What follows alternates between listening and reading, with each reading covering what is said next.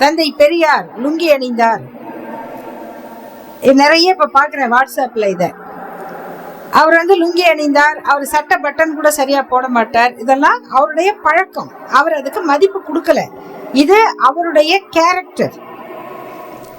ஏன் லுங்கி அணிந்தார்? அது வசதியா இருக்கு, அவ்வளவுதான்.